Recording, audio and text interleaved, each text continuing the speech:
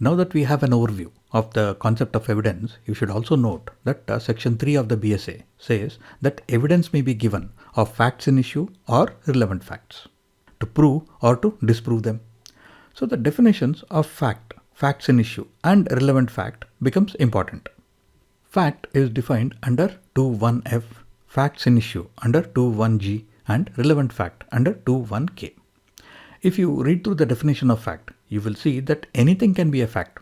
It can be about physical things or even mental or psychological things like feelings, emotions, etc.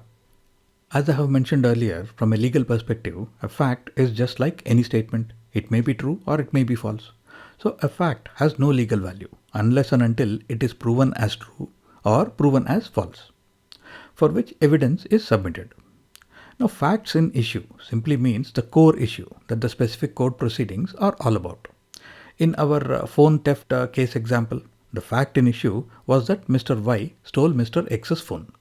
Everything that is being presented, argued or debated by the prosecution and the defense in the court proceedings is either to prove or disprove the fact in issue. Relevant fact simply means any fact that is directly connected to the fact in issue or connected to another relevant fact.